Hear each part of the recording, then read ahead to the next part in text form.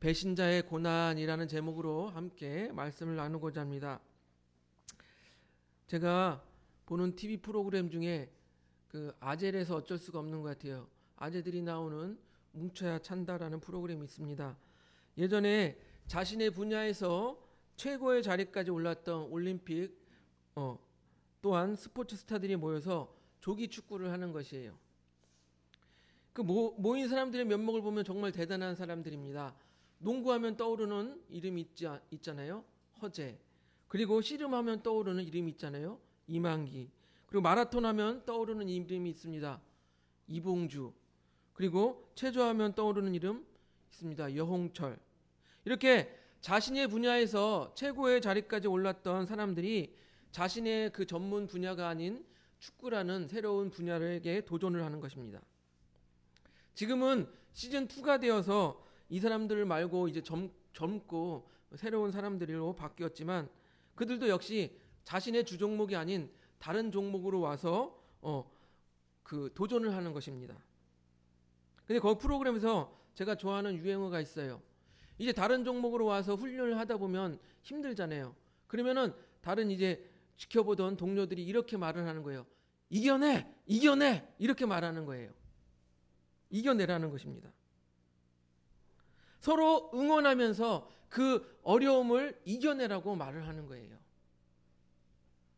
저는 이 말이 우리 교회 성도님들과 한국교회 모든 성도님들에게 필요한 말씀이라고 생각되어집니다.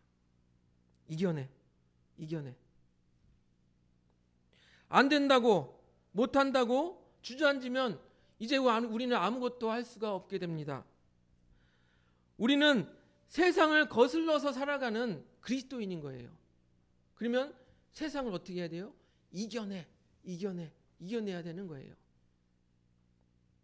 간단한 예로 제가 청년들을 사역할 때 제자 양육을 했습니다.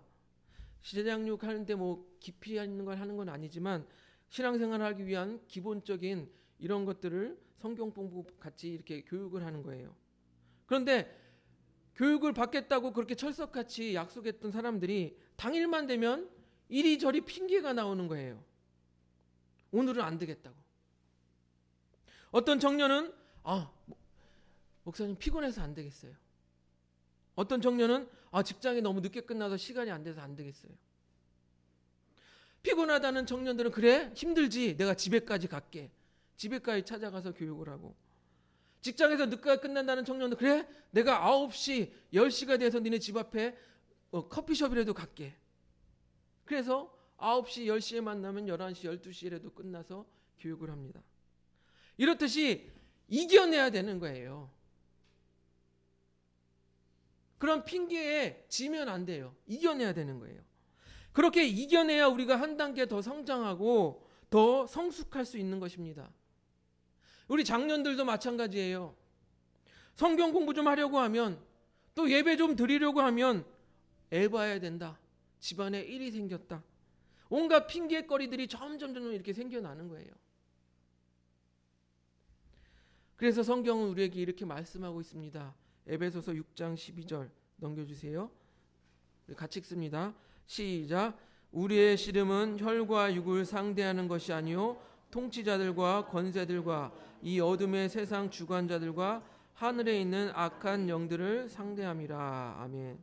우리의 싸움은 이 육신이 아니라 세상이 아니라 악한 영이라는 거예요.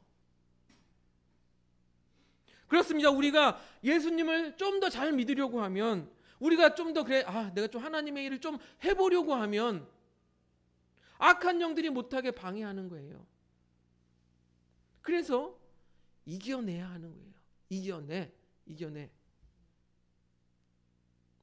오늘 본문에 나오는 위대한 사도 바울도 그러했습니다. 지난 우리 부흥회를 하기 전에 어디까지 배웠냐면 사울이 다메섹으로 이제 가는 길에 부활하신 예수님을 만났죠. 부활하신 예수님을 빛으로 봤기 때문에 사울아 사울아 내가 왜 나를 핍박하느냐. 그래서 눈이 멀었어요. 눈이 보이지 않았어요. 눈이 보이지 않던 사울에게 아나니아라는 제자가 찾아와서 예수님의 명령에 따라서 안수기도함으로 눈에 꺼풀이 벗겨져서 보게 되었다라고 했습니다. 그리고 바울은 즉시로 회당에 가서 예수님이 하나님의 아들이심을 증거했다라고 여기까지 우리가 배웠어요. 그런데 보세요. 유대인들의 입장에서는 이 사울이 배신자인 거예요. 왜요? 이 사울은 어땠습니까? 예수님을 믿는 사람들을 핍박하고 죽이는데 앞장섰던 사람이 이 사울인 거예요. 그리고 스데반 집사님이 죽는 가운데서도 그를 고발하고 앞장섰던 사람이 바로 이 사울인 것입니다. 그랬더니 그러니까 이 유대인들 편에서는 예수를 핍박하고 자기들 편이잖아요. 자기들 편인데 어느 날 갑자기 그리스도인들을 죽이겠다고, 그리스도인을 잡아 죽이겠다고 대제사장들에게 공문까지 들고서 다메섹으로 가는데 다메섹에 왔더니 얘가 바뀌었어. 사울이 바뀐 거예요. 바뀌어서 이제는 예수님이 사기꾼이 아니라 예수님이 진짜 하나님의 아들이라고 증거하고 있는 거예요. 그러니까 이 유대인들의 입장에 봤을 때는 이 사울이라는 사람이 배신자인 거예요. 배신자. 여러분, 배신자의 최후는 무엇입니까? 흔히 우리 이런 얘기들 많이, 배신자의 최후는 죽음이다, 이렇게 많이 들어봤을 것입니다. 그런데 배신자를 죽이는 집단은 대부분 사악한 집단이에요. 조폭이 무서운 이유가, 조폭은 배신자를 그냥 죽이잖아요. 공산당이 무서운 이유가 배신자는 그냥 죽이는 거예요. 이 유대인들도 배신자 사울을 죽이려고 했던 것입니다. 보세요. 사도행전 9장 23절 같이 읽습니다. 넘겨주세요. 같이 읽습니다. 시작. 여러 날이 지남에 유대인들이 사울 죽이기를 공모하더니. 이렇게 우리가요, 사단이 지배하고 있는, 사단이 속한 이 세상 속에서 살다가 이제는 예수 그리스도를 믿고 예수를 믿고 교회에 나가려고 하면 우리는 배신자가 되는 거예요. 그들의 입장에서 할 때 우리는 배신자가 되는 거예요. 그래서 세상에 속한 그들은, 악한 영에 속한 그들은 우리를 가만히 내버려 두지 않습니다. 가만히 내버려 두지 않기 때문에 핑계거리가 여기서 저기서 자꾸 생겨나는 거예요. 갑자기 예배 좀 잘 드리려고 했더니 아프지 않던 아기가 아프던가, 갑자기 주일날 뭐 좀 사역 좀 하려고 했더니 주일날 바쁜 일이 생겨서 사역을 못 한다던가, 그런 핑계들이 자꾸 생겨나는 거예요. 그래서 우리가 이겨내야 하는 것입니다. 우리의 싸움은 혈과 육이 아니라 세상의 악한 영과의 싸움이기 때문입니다. 악한 영들은요, 우리를 빼앗기지 않으려고 우리를 자꾸 핑계거리를 통해서 교회 못 나가게 하고 예수 제대로 못 믿게 하고 이렇게 하는 거예요. 할 수만 있거든 우리의 가장 가까운 가족을 통해서도, 아내를 통해서도, 남편을 통해서도, 자녀들을 통해서도 하나님의 일을 하지 못하게 하고 제대로 믿지 못하게 하려고 하는 것이 이 바로 악한 영의 일이라는 것입니다. 우리의 의지를 꺾으려고 합니다. 그럴 때는 어떻게 해야 합니까? 당황하지 않고 악한 영이 지금 나를 공격하고 있구나, 이렇게 생각을 하시면서 딱 결정을 짓는 거예요.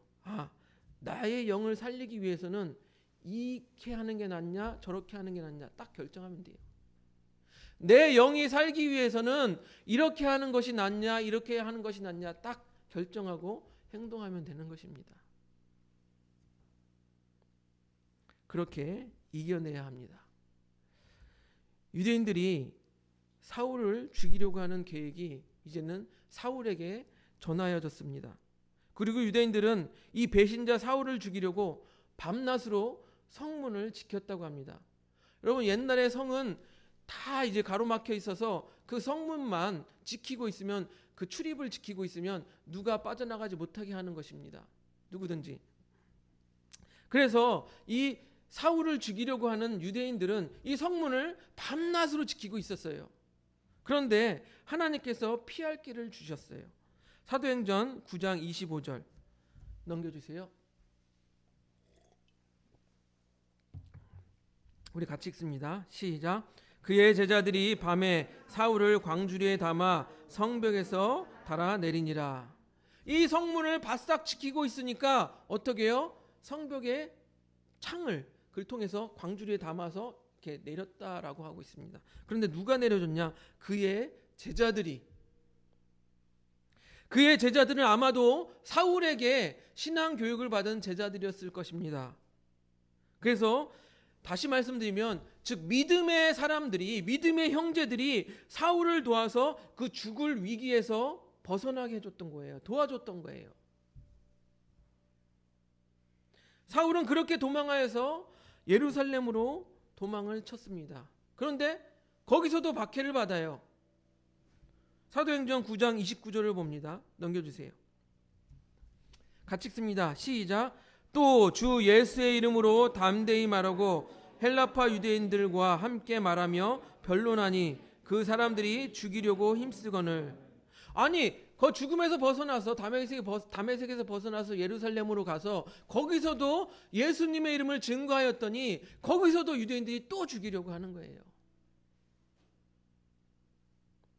그랬더니 이번에도 믿음의 형제들이 도움을 줍니다. 사도행전 9장 30절 같이 읽습니다. 넘겨주세요. 시작. 형제들이 알고 가이사라로 데리고 내려가서 다소로 보내니라. 이렇게 유대인들에게는 배신자였던 사울은 두 번이나 죽을 위기에 있었지만 두 번이나 어떻게 그 위기를 벗어났습니까? 믿음의 형제들이 그를 도와줬던 거예요. 그런데 또 다른 내부적인 문제도 있었습니다. 사도행전 9장 26절을 보겠습니다. 넘겨주세요. 우리 26절 같이 읽습니다. 시작. 사울이 예루살렘에 가서 제자들을 사귀고자 하나 다 두려워하여 그가 제자됨을 믿지 아니하니. 사울이 어떤 사람이었습니까? 교회를 핍박하고 그리스도인들을 핍박했던 사람이죠. 그러니까 예루살렘 교회에 딱 갔어도 그 사람들이 쟤 맞아? 쟤 우리를 죽이려고 온 거 아니야? 우리를 잡아서 죽이려고 하는 거 아니야? 이렇게 의심이 있었다라는 거예요. 그래서 그 예루살렘 교회에 있던 제자들이 두려워해서 사울을 사귀지 않으려고 하고 받아들이지 않으려고 했다라는 것입니다. 그때 누가 나타났습니까? 바로 바나바가 나타납니다. 바나바가 나타나서 이렇게 말합니다. 사도행전 9장 27절 넘겨주세요. 같이 읽습니다. 시작. 바나바가 데리고 사도들에게 가서 그가 길에서 어떻게 주를 보았는지와 주께서 그에게 말씀하신 일과 다메섹에서 그가 어떻게 예수의 이름으로 담대히 말하였는지를 전하니라. 아멘. 즉 이 바나바라는 사람이, 그 믿음의 형제가 사울을 데리고 가서 모든 의심을 불식시키고 어떻게 예수님을 만났고 어떻게 변화를 받았고 어떻게 주님의 일을 감당하고 있는지 잘 설득을 해서 그 의심을 품고 있던 예루살렘 교회 제자들에게 이렇게 받아들이게 해줬다라는 거예요. 하나가 되게 해줬다라는 거예요. 다시 말씀드리면 이 내부적인 불신도 믿음의 형제가 도와주어서 해결된 거예요. 그래서 정리하면 이렇습니다. 사울은 예수님을 믿는 자들을 핍박하고 죽였던 사람이에요. 하지만 예수님을 만나고 변하여서 이제는 예수님을 전하는 사람이 되었습니다. 그러나 유대인들의 입장에서는 이 사울이 배신자였습니다. 그래서 유대인들은 사울을 두 번이나 죽이려고 했습니다.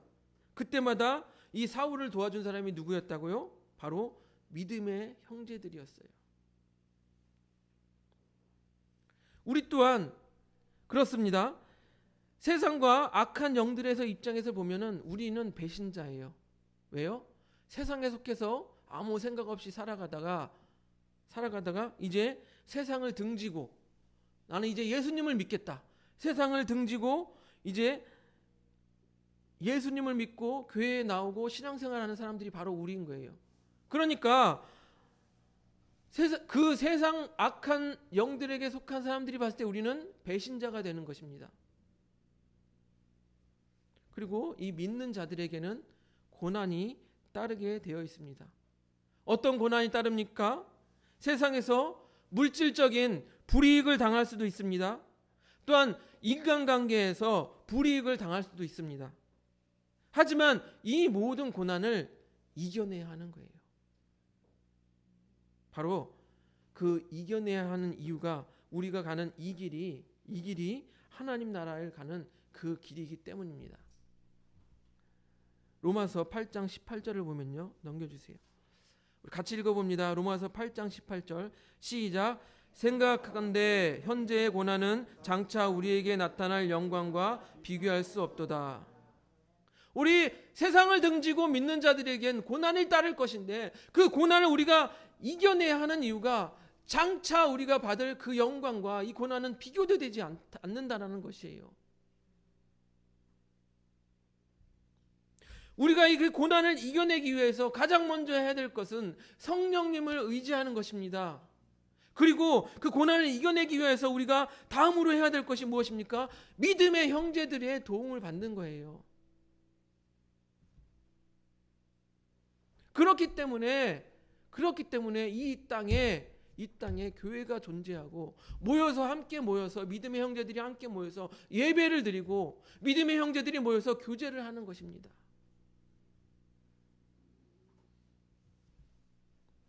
사울도 그러잖아요. 사울도 내가 예수님을 만났으니까 나는 예수님을 1대1로 만났으니까 독불장군이야. 나 마음대로 사역할래. 그게 아니잖아요. 예루살렘으로 가서 뭐라 그랬어요? 제자들과 사귀고자 하였다라고 말하잖아요. 사귀고자 하였다.